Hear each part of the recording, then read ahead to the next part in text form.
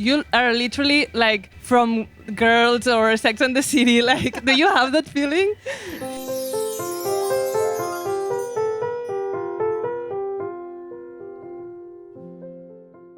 Hello and welcome to Radio Primavera Sounds, the weekly review, a radio show from Barcelona in Spain, hosted by two grown dads who try to make sense of a world in disarray by keeping up with pop culture with the help of a bright young mind.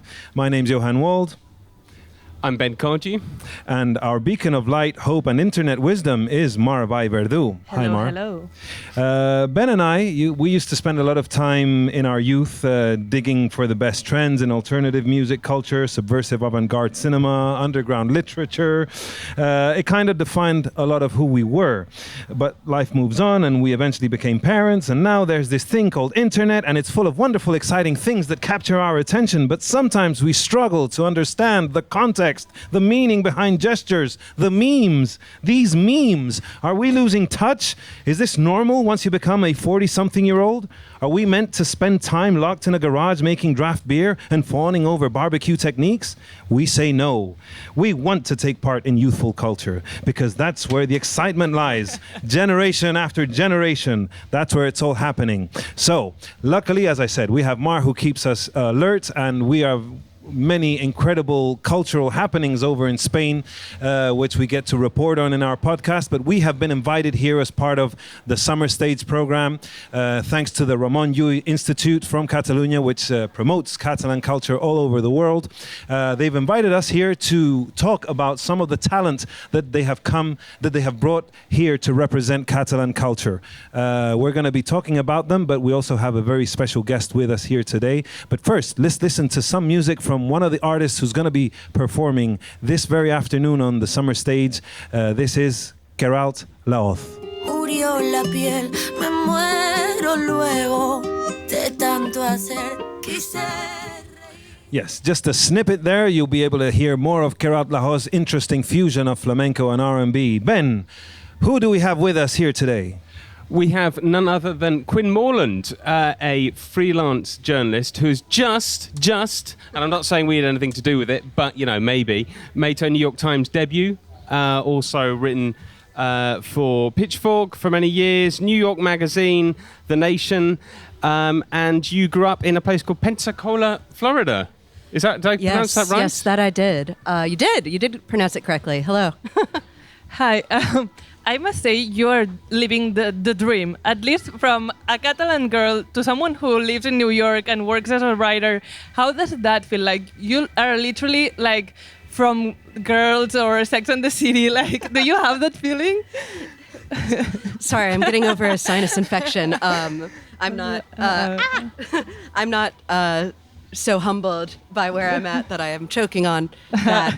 Yeah, it does feel crazy. I think in the way that we were talking earlier about watching television and really wanting to be in New York, that was definitely me. And I feel like I've accomplished some of those things, you know.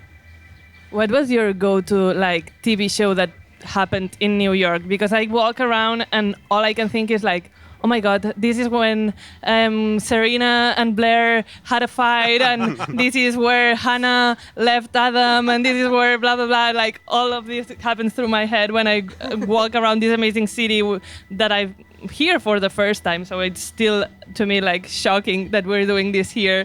So what was your go-to show that reminds you that you're living in literally New York? Yeah, I think you need to come back to have a real, you know, we have to do the Sex and the City tour of Manhattan. Well, I live in Brooklyn, so I think probably Girls. I watched Girls in college, and then I actually recently watched it in full for the first time, like last year, and loved it and thought it really held up. Yeah, it ate super well. I have rewatched it too, and it's like, oh my God, I don't know if in America it's okay to say that, but I love Lena Dunham. Like, she's great. Her mind is so like past everyone's time. Like, the satire is really spot on in a way that was maybe too close to home at the time, but it is quite accurate.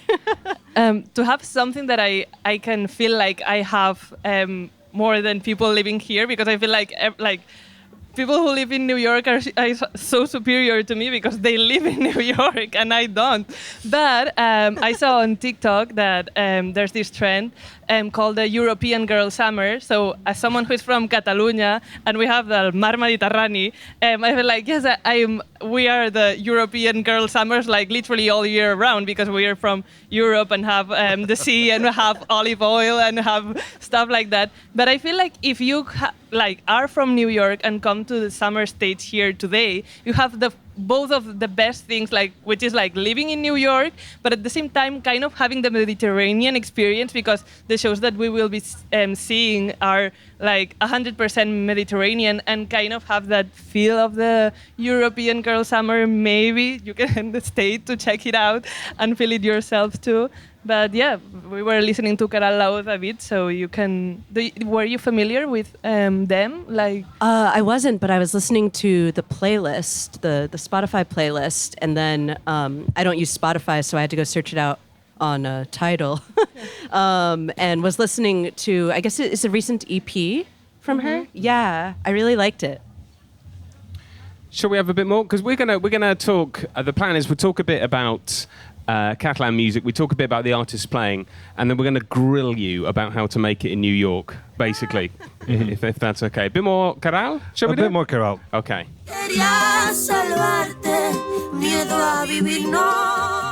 So Queralt is an incredible example of what's happening right now in Catalan music. There's a really fresh scene of young artists who are taking old Mediterranean folk music, different traditions of even some medieval chanting, religious chanting, and obviously there's the eternal influence of flamenco in a lot of the music, especially grassroots flamenco, which Queralt kind of draws from because even though she's a Catalan artist, a lot of her family come from Andalusia, which is the southern region of Spain where most of the most celebrated flamenco came for. So just to give you a bit of a historical context, what happened in Catalonia is because it's always been kind of a bit of a wealthy region, many humble families from Andalusia would migrate to Catalonia to find work, and obviously they brought the flamenco traditions with them to Catalonia, and all of a sudden in Catalonia something very interesting happened was that a lot of the wealthy Catalans who migrated to Cuba picked up on the Cuban vibes, Cuban music, and kind of invented a subgenre of flamenco called the rumba, which is also known as the Catalan rumba. It's much more rhythmic than flamenco. It's groovy. It's incredible to dance to. It's fast-paced. So you have a lot of these subgenres of flamenco happening all the time in Catalonia. Now, to bring it back to Queralt Lahoz, what she's done is she's once again fused a lot of the folkloric flamenco traditions with American 90s R&B, and she even sings some or most of her lyrics in Catalan, and it's an incredible formula. It's happening more. Before, flamenco was kind of a serious genre to be taken seriously, just like jazz, for instance. So flamenco would be something that you would enjoy in prestigious music halls, theaters, auditoriums. It was a little bit distanced from the core essence of flamenco when you'd go to Granada to visit some of the caves where the gypsy families lived, and sometimes they'd have those impromptu concerts that would last all night. Those are harder to see and witness. I mean, there are tourist programs where you can get to pay to get to see it, but mostly flamenco became over the years a very respectable musical genre that is played all over the world. You had legendary artists like Camarón de la Isla, Paco de Lucia, Lola Flores. They'd come to New York and perform at the Garden or the Apollo Theater. But thanks to artists like Queralt Lahoz, all of a sudden they're making it hip again, and you're seeing it in young music festivals, in younger circuits, and even the online presence of flamenco is being associated to sort of youthful trends in a way that didn't happen for many years. And obviously, I don't know if you're familiar with someone like Rosalía. She's become our most famous international global superstar, and she's turned her fusion of modern electronics and modern fusions with a traditional flamenco bass. She's made it her phenomenon. But what I was going to say is that what I quite like about the fact that there are people out there that just copy Rosalía. We've all heard them, but there's also people who take what she does and kind of do it slightly differently. I mean, obviously Queralt does it slightly differently, but you get people like Tata Elena, a band I talk about a lot, who they kind of fuse different kinds of traditional Spanish and Catalan and Greek and Georgian and all kinds of folk music. Even sort of old languages like Phoenician. I think they have a song in the Phoenician language. I think what's cool and interesting is that Rosalía, what she did, she opened the path to maybe people in the US or other places to be open to listening to Spanish music other than reggaeton. Even though Rosalía now does quite a bit of reggaeton, they're also open to listen stuff like maybe Marala, who has nothing to do with Rosalía, but thanks to her, maybe the people will get to listen to them, or Queralt Lahoz, or like we were saying. Like, I think that's the most interesting part. Like, they now have this path. It's not like something as closed as it felt before. Like, it's available, and people are willing to listen to it. And also, like, it's kind of good because it's not like it's kind of Spain's own thing, right? You know, it's like very much because I've lived in Catalonia since 2011, and you know, I'm always trying to find local music that I like. And for many years, I didn't find all that many things, to be honest. But then, like, it seems like the recent years has been like a real kind of explosion in these kind of things, kind of post Rosalía, I guess. Yeah. No, go on. Because it's not just Rosalía. The incredible thing about Catalonia is that we have a very healthy infrastructure of spaces for young artists to emerge and play, not just inside club circuits and stuff. There's many festivals. There's so many cultural organizations, even not just in Barcelona. Like every sort of smaller city of Catalonia has like very, very healthy, very well-funded cultural organizations that can invite new talent, just like Institut Ramon Llull is doing here today, bringing people like Queralt Lahoz, Marala, Lia Kali, and DJ Trapella, who are going to all be performing this afternoon. So this has always created, given young people so many chances to, hey, I can make a musical project and I'm going to have at least 5 places to play to get people to listen to what I'm doing, and figuring out how to become a live performer.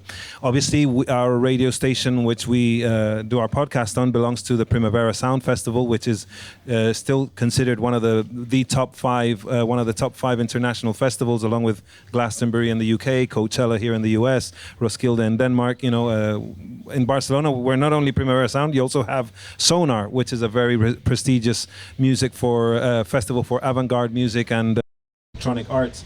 So that having 2 major festivals in a city like Barcelona, that has always fed the creative muscle of young artists. But you know what I find incredible is like a group like Maria Arnal and Marcel Bagés. I really like them. They're this kind of group that does a similar kind of thing in that they take kind of old sounds. And their first album was like quite flamenco, but their second was just all over the place in a really, really good way. And they work with Tato Elena. Anyway, they play so many festivals in Catalonia. It's incredible. Like all these festivals I've never heard of, but you know, you go to like some sort of town, I don't know, seaside town up on the coast, and it's like they got their own festival, and like I think they make quite a good living out of. I mean, they do play internationally as well, but like works out really well for them. Yeah. But Quinn, I wanted to ask. So, obviously, we 3 live in Barcelona. You live in New York.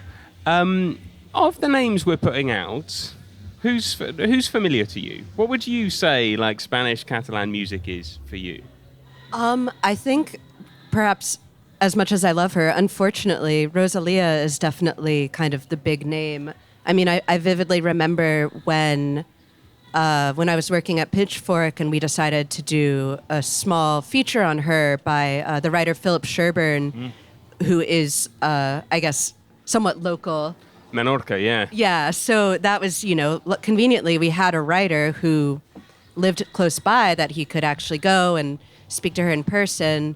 And I think, like, that was a really big deal. The whole staff really, really liked her music, and it felt like this, like, it felt like a discovery for the staff in a way that also revealed there's a huge blind spot that, like, we didn't actually know a lot about the world of Catalan music, and we certainly were not covering it. So in the way that you're saying, like, she has opened the door for a lot of like genre fusions and young artists, I think the success of Rosalía has definitely made American music critics have to kick it into gear a bit.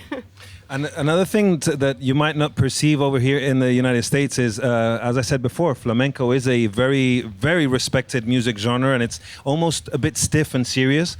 So Rosalía faced a little bit of backlash when because her first album was kind of purist in its flamenco form, but her second album, El Mal Querer, which was her international breakthrough, that's when she started experimenting with electronic rhythms. So a lot of the flamenco experts and critics started being, very negative in her approach. They're like, "What is this? It's kind of like what Bob Dylan faced when he went electric." Or, I don't know, I'm trying to think of another historical example of when someone dared to, cross the streams in styles and stuff, and all of a sudden it's like, what are you doing? What are you doing? Don't mess with the form. We have to respect this old tradition. So she had incredible backlash, but at the same time, she had so many people who were enthusiastic for her that people were arguing for months on Facebook, on social media, like for Rosalía, against Rosalía. And this was wonderful for her to watch because that made her legend grow and grow and grow. There's nothing like bad press or too much criticism. And now even like the haters have accepted her, and it's like, okay, yeah, you guys were right. This really is something special. And especially when you see her performing in Coachella or, in world stages and seeing the audiences that she pulled and stuff, and singing in Spanish and defending her local culture and always saying, I'm from Barcelona, it's a pleasure to be here. All of a sudden there's a sense of national pride now with Rosalía. She still has haters, there's always going to be, when you're at the top, you're always going to have a few of those rotten apples who are not happy to see you there. But she brushes them off. I like that. Ben, sorry if you want to. Go for it. Yeah, I like that this debate doesn't happen anymore. Like, when I listen to Marala, for example, that they're playing later, they do like their own thing, and there's like a root, a tradition that could be like, just like you said, people could say like, oh, I don't like that they're doing this new thing or whatever, but it's just like, how incredible is that these sounds that maybe you share with your grandma and stuff, like you listen to them now and it's played by these three amazing girls and that like you relate to because maybe they're dressed like you or they have like stuff in common like you, and then they're singing this stuff that like relates to your roots in a way that maybe you were like, if it was to happen like 10 years ago, it would be like, oh my God, Mom, this is so old. Like, I want to listen to like, I don't know, David Guetta and that's it. It's like, no, I really enjoy like listening to Marala. If Ben, you can put a little bit of Marala, maybe it will, okay. You can understand what I mean with these like roots that really resonate with Mediterranean culture. Supieras lo que yo callé, ay si tú supieras cómo hacerlo bien. Disimula. Amazing, they're so good, and I think they're. What I wanted to ask you, because I was wondering this when we were preparing the show, and I was thinking like, oh my God, for example, Marala, they are so good, and I would like. There's a part of me that thinks they have to be like super big, people have to discover them, but at the same time I think there's a charm when there's music that keeps being niche forever and is really respected and loved by a very niche group of people and doesn't maybe cross the mainstream, but that doesn't mean that it's not loved or respected, but it stays in this niche where people like really that are really into music maybe only discover, but they really appreciate it. Do you think this is the case, or like maybe it will break through the mainstream and then we will see them everywhere? I feel like, having a show at Summerstage certainly will only help. Oh, sorry for my croak. We also have a caterpillar. Oh. I love we have a caterpillar. We had a squirrel having a siesta for a moment above one of the rafters. It's a lot of nature, isn't there? Yeah, yeah, but I get what you're saying, though, about, I guess the popular term is gatekeeping. You kind of want to be like, no, don't get successful. But, I mean, then I don't know. I guess then at the same time you're like, it's so tough to find any success in music or to get your music heard that it's like, as long as you can still get tickets to their shows, they're not that big. Taylor Swift big. Oh my God. But this is something I think that Catalan artists could learn from, I think, like, is that people are a lot more, I don't know if you agree, Quinn, that people are a lot more interested in their own individual things. So they'll get like a lot, like for me, maybe it's just me, but I'm really interested if someone says like, I fuse like Mallorcan sounds, I'm thinking of Julia Colom, who I really like, or I fuse like these old Georgian sounds like Tata Elena. Like, I think people, would you agree people are really interested in new and different things? They kind of don't want you to follow what someone else is doing. Yeah, definitely. I mean, I think right now there's a really big scene or like outcrop of young bands who are fusing like very classic like shoegaze type guitars with more like American country sounds, like pedal steel and stuff. And like, yeah, I mean, I think, when you guys were talking about Catalan music mixing so many different influences, that maybe when if this had happened when you were younger, you'd be like, oh, how uncool. Like, that's my parents' music. I feel like there has been a lot of like really cool experimental jazz music that, especially in New York, that is really, it certainly opened my eyes to things that maybe I would have been like, Well, as music enthusiasts and journalists, we've always looked to New York as the beacon of light. You know, you've given us hip hop, you've given us the punk movement in the late 70s. You've given us so much, and even recently, you had the what they called the New York rock revolution that started with the Strokes post 9/11 and carried out all until 2011. It was well documented in Lizzie Goodman's book, Meet Me in the Bathroom, and I remember her book illustrates how much that musical scene became such a global phenomenon. We have to thank the festival business circuit because all those bands, and so many of them that came out of New York, made these things become exciting annual things to go to. And not only that, even the influence of like Williamsburg culture and young entrepreneurs like making specialty coffee, all that kind of stuff. Lizzie managed to find a trace. It's like all this was happening, like young people started becoming successful in Brooklyn, not just in bands, but in other creative outlets. Is New York in 2023 still reflective of that incredible scene, or is it in a moment where, is there something bubbling under the surface? That's my question. Well, actually, like yesterday, I saw a tweet from this musician, Greg Fox, who I believe plays in the band Liturgy. They're like a metal band. And the tweet was about how, New York is so expensive now that he keeps hearing about musicians who have to leave the city because they can't afford to be here. And I think one of the big things that really did define that time was the kind of post 9/11, like Brooklyn. My boyfriend grew up in Manhattan, and he was a little too young during that time period. But even in like 2009, he was like, I just didn't really go to Brooklyn. Whereas now I feel like, I live in Brooklyn. Yeah. Like going to Brooklyn is not this trek that it once was, I guess. I think there's been a lot of noise in New York recently, noise as a term and also musical noise, about this so-called like indie sleaze revival. I know some people who are like lumped into that and they really hate that term.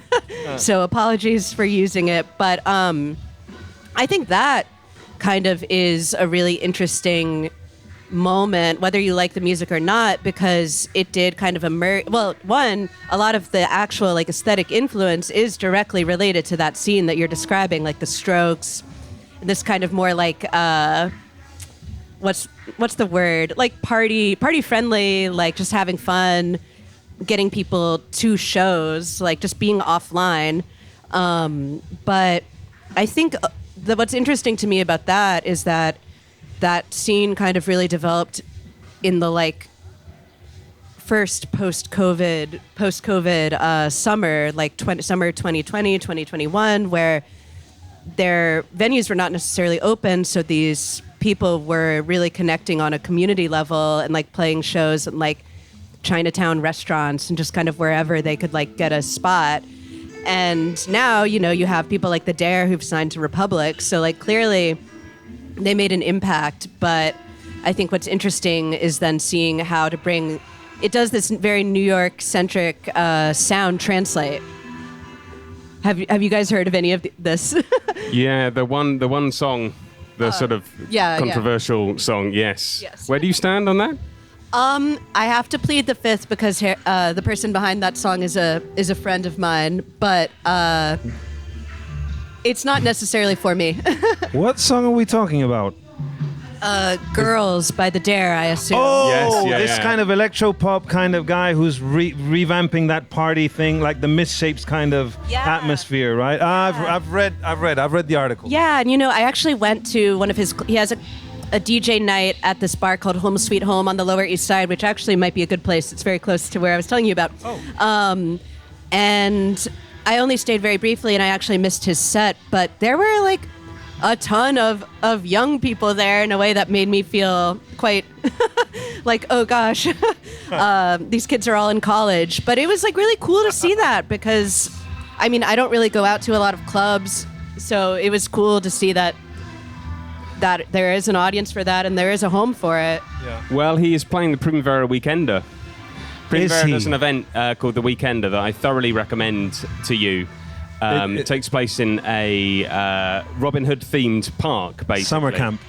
And he's playing. He's playing alongside Jason Mary Chain. You should bring him on the podcast. He's a delight. We will, definitely. If there's a bit of controversy, we'll... And JD, I pronounced their name wrong. JD Becky, is it? And the jazz virtuous duo. Oh, yeah. Dommy and JD. Dommy and Jay Beck. JD Beck. JD See, Beck and this is Dommy. ever since I became a parent, I no longer remember bands' names. Before I would like get so angry at a presenter if they didn't say the name of a band right. It's like, you don't know your job, man. It's the Velvet Underground, not the Velvet Carpet. Above ground. The Velvet Carpet. How dare you?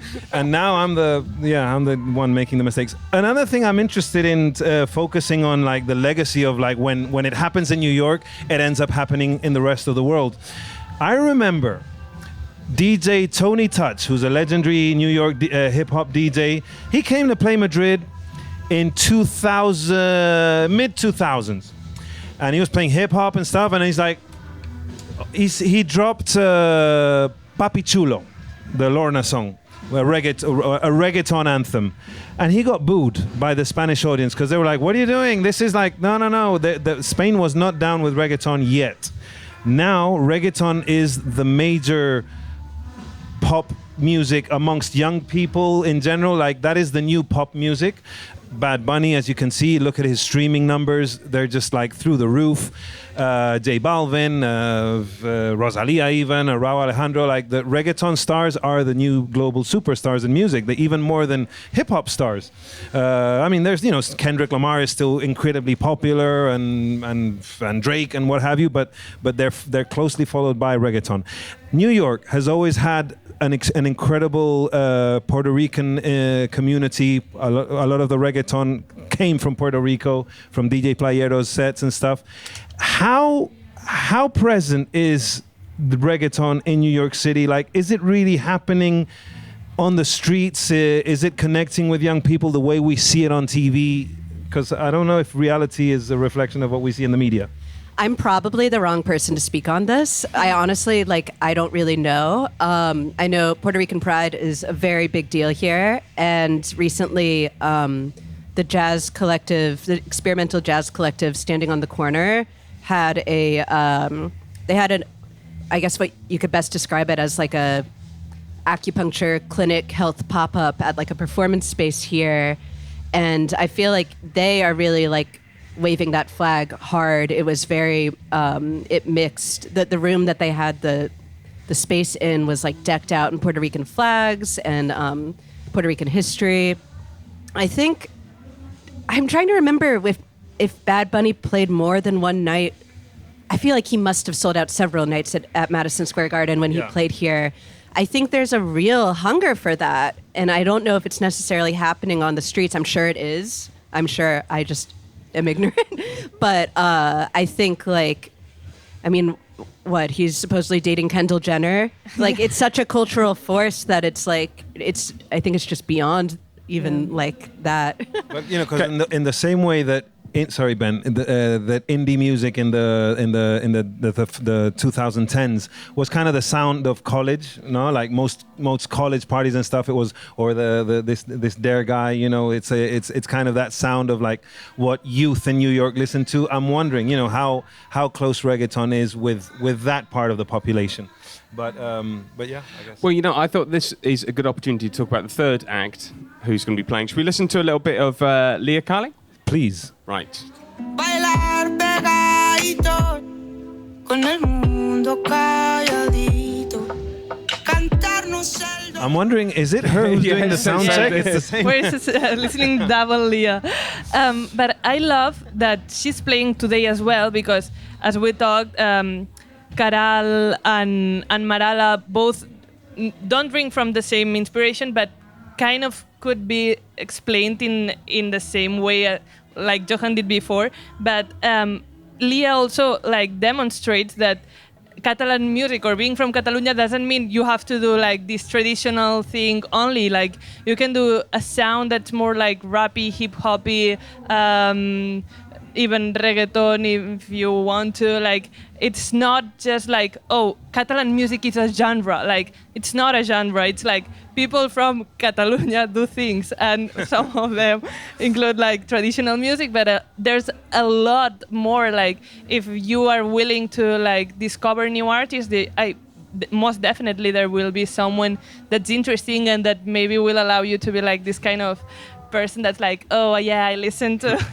to these artists that no one knows and stuff. Like, but if like there's a lot of product coming like from Catalonia, and I really like that she's also playing today, like to demonstrate that there's such different sounds, and there's like Ben said that maybe a few years ago it was not that vibrant, and now there's a scene that's being like born and has like a lot of energy, and I love that we get the chance to play in Central Park. Like this is mind blowing, but and to showcase like what is happening, because there is something happening for sure. There's a question I wanted to ask earlier, which I found quite interesting, is why do we think like people are more interested in the music of the generations gone before in Catalonia? Like why is it happening? I mean, I'm sort of coming at this from like a British perspective, and it's like nobody really listens to like old English folk music very much. But few people pay attention to that kind of thing. Why is it happening in Catalonia? Why do you think we have a lot of conscious of the possibility of things dying and being forgotten, and that we have like the power to maybe stop this from happening, and it is a power, and I love that it's being used like like from history. Yeah, exactly. And not forgetting stuff.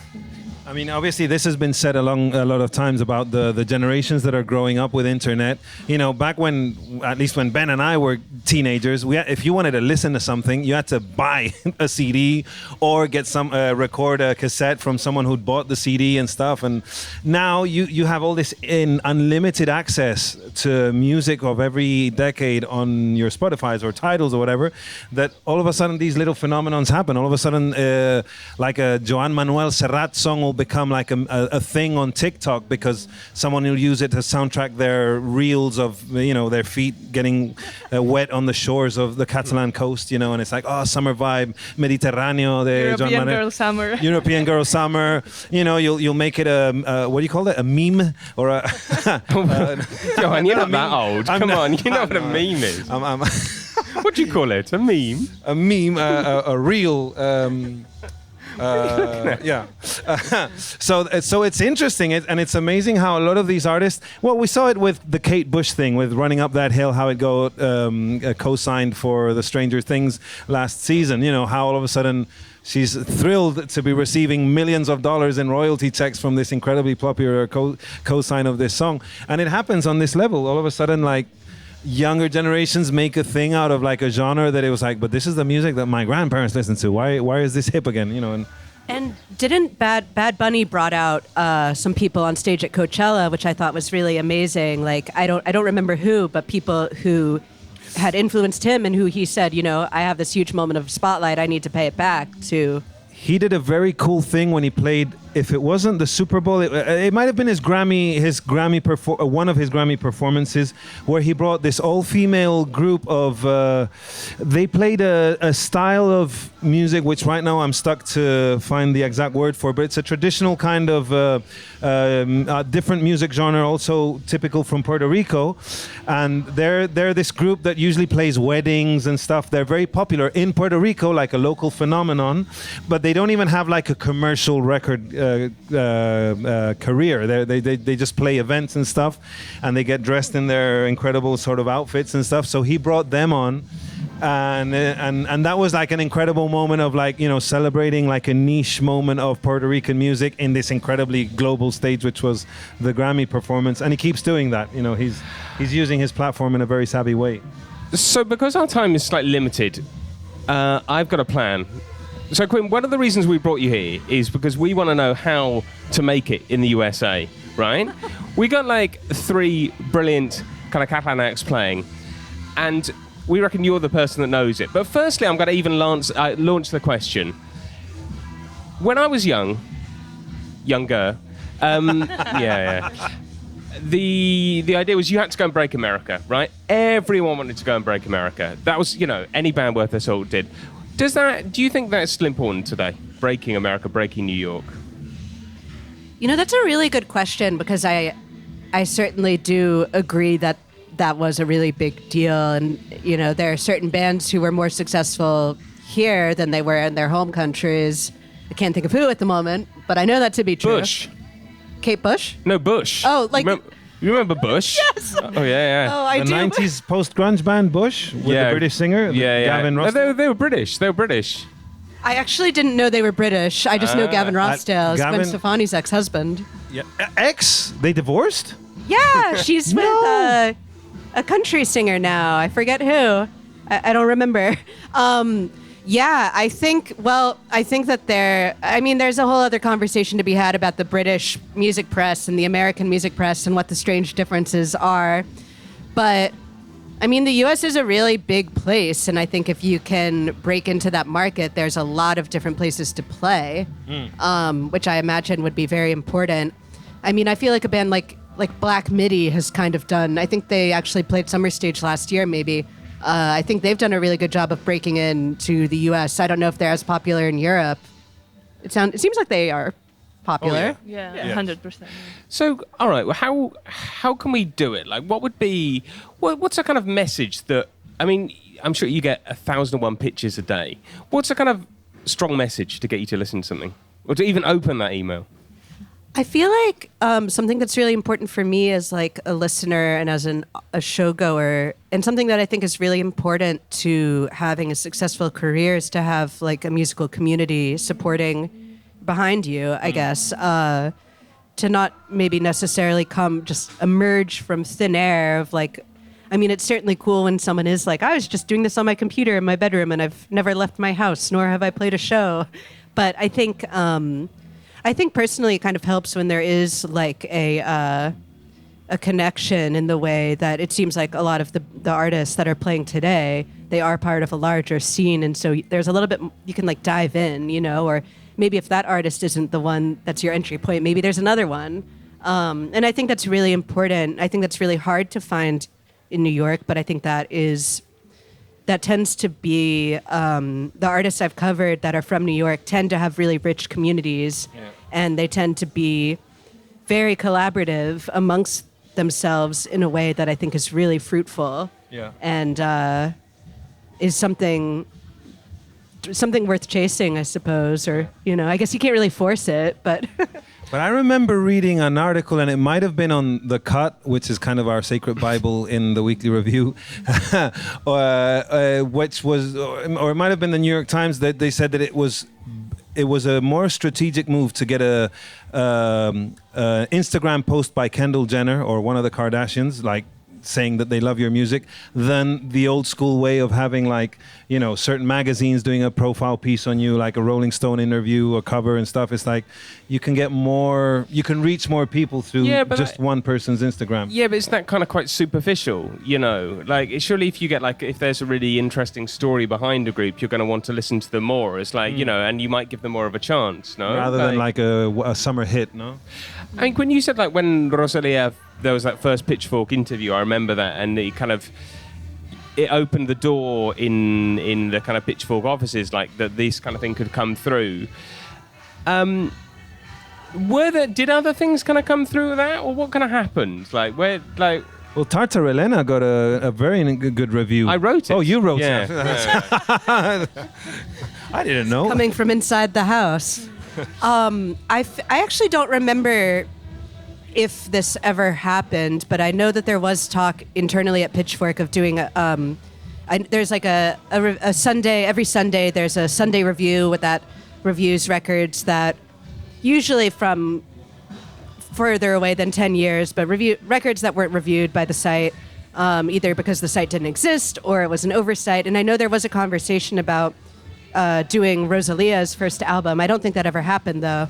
I think that, well, apparently the critics who are writing about the music are right here with us doing the work from within.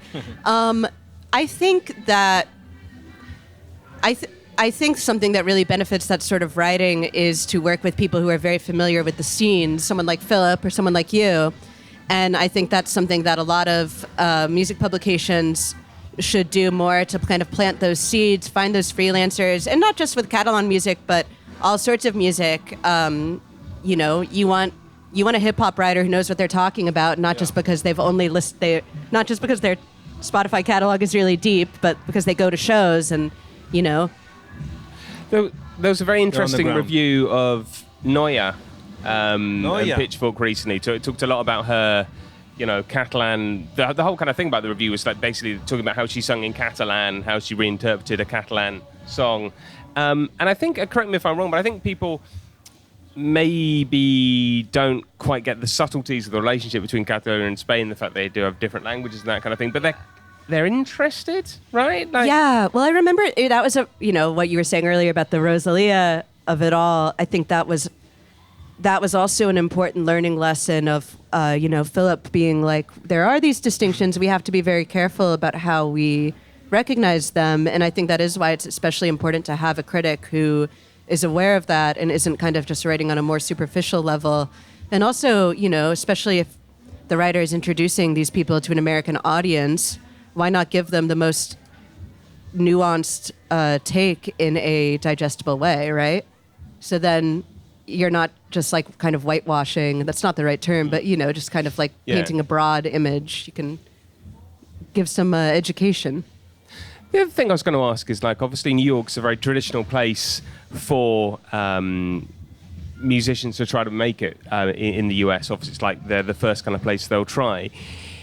Is it worth trying other places? I mean, do you think, like, you're from Florida? I mean, would an artist get a lot of traction if they started out, if they made like a big effort down in I don't know, Tampa Bay or something like that? My knowledge of Florida is not good, but Florida's a tough place to break through, I would say, especially because the part of Florida I'm from in the Panhandle, there's not a lot of bands come through on their tours, but I think that there are a lot of really good emerging regional scenes. I know Pittsburgh has a really big music scene right now. I think, especially because New York is so expensive, that it does benefit people to look elsewhere. Obviously, if you're an artist, you want to go to a place that has an artistic community, so you're not just twiddling your thumbs. But also, I mean, an artist like Ethel Cain, who's really popular, she I guess she actually is from Florida and Alabama, and she was not really coming out of, I know she played in Tallahassee a lot, but I think there is like an extreme sense of like local pride in that case when someone does. But I think there is a huge block of music that's coming from the Northwest and California and then Chicago, like cities. I'd love to see some music from smaller cities. And that certainly exists, but... Well, I remember when when we were talking about that wonderful decade of the 2000s. The constant conversation when you'd go out partying or hanging out is like, oh, what bands you'd discover, and it was almost like it gave you social cachet to be down with. Oh, there's this new movement in Baltimore where there's these like kids mixing this, that, the other. If you were on the ground and you knew, as you were saying, not if you didn't necessarily have to be a music journalist. It was just part of youthful culture, like knowing bands that no one else knew. Does that still happen, or do people just talk about Succession and The Idol? It's a lot of talk about Succession and The Idol, for sure. I think probably around like music nerds there is, for sure. I'm trying to think. I think in the sense that in New York, going to a concert is something to do on your Saturday night or on your Wednesday night, I suppose. Like, yeah. I'm trying to think. I guess I come from a specific point of reference, because amongst me and my friends, like, yeah, definitely. But I think that's why, bands and artists really do. There is like a lot of competition to get press, because then you are that person that they read about in the cut.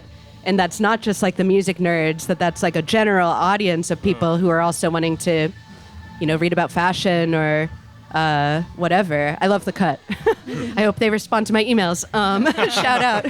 But yeah, no, I think also the accessibility is like obviously a really good thing, but now it's maybe even so commonplace, or just like, I don't know, there's an artist blowing up on TikTok. You're just being kind of bombarded with it all the time. Like, do you even need to talk about it when it's clear that everyone knows about it? I don't know. I think media literacy is in a bad place right now. Yeah, that's the great war. We notice it. We have a very prestigious Spanish music magazine in-house, so we say in Primavera Sound, Rock Deluxe. And Rock Deluxe, that's how it would work. They would talk about bands, put them on the cover, then audiences would want to see those bands, and they would play festivals like Primavera Sound, and it was retro feeding itself. There was this network, but now that it's good or bad, that people can access music through TikTok, through seeing someone talking about, oh, look at my shoe collection, and there's this song by some Russian post-punk band in the background, and the cool thing is that you actually see the link to the band's song on Spotify or Tidal. It's an interesting place for young artists to break out and co-opting their music in that way. But yeah, Ben and we grew up collecting music magazines and going to the kiosk every month, and it's like being an old person missing the days of radio and stuff like that. The days of radio still exist. Yeah, well, it's now podcasting, Ben. It's not. Our time is coming to a close. No. I've got a closing question for Quinn. Does anybody else have a question? Go ahead. Okay, Quinn, you came to Primavera Sound in Barcelona in 2018? I think so, yes, 18. Did you manage to catch many local bands there? What was your experience of Barcelona as a place and music and that kind of thing? Oh gosh, it was it feels like a really long time ago. I loved the festival. I think it set a really high bar for me personally, as like, I don't want to go to a festival unless it's as great as Primavera. I remember catching Carol G, I think. Did Carol? No, Bad Gal. Oh, Bad Gal was in your review, yeah. Do you like Bad Gal? She's Catalan. Yeah, I don't know why. Carol G was not playing at Primavera in 2018. I remember, like, I wasn't particularly familiar with her music at the time, but I remember the audience's energy was like so infectious in this way that I think Primavera does a really good job of bringing artists from all over. I mean, the list of artists that are playing is always so long. Like, the font gets so small. And I think that, New York festivals do a somewhat decent job on that, but the scale is so different. I really want to go back to Barcelona, because I felt like when I was there, I got to see some of the city, but not as much as I would love to, because it was beautiful, and just like the museums were incredible, the skateboarders were incredible. I loved watching the skateboarders. I honestly don't remember though. I felt like I saw so much because there are so many opportunities. I'd love to like go to an actual show unrelated to the festival too. Check that out. The fact that the one you remember is Badial, it's like a lot of hope for Catalan acts, because if you go to Primavera Sound that has 1,000 acts and the one that came to your mind is Badial, maybe someone will come to Summerstage and be like, oh, I remember that summer in New York. I saw Queralt Lahoz. This is the only thing I can remember from that summer. So that's amazing to know. So our time has sadly come to an end. We're going to end with a song, right? I've got 4 possibilities, okay? Obviously, I got by the 4, the 3 bands playing tonight. Or I've got Rosalia song. Where do we go? I think we have to... Well, people are going to listen to the bands later because they're staying for the bands. But I don't know. Surprises. Okay. Thanks, everyone, for coming. Thanks for having us here. It's been an absolute pleasure. Do stick around for... Queralt Lahoz, Marala, Lia Kali, and DJ Trapella. Trapella. Trapella. Trapella. Trapella.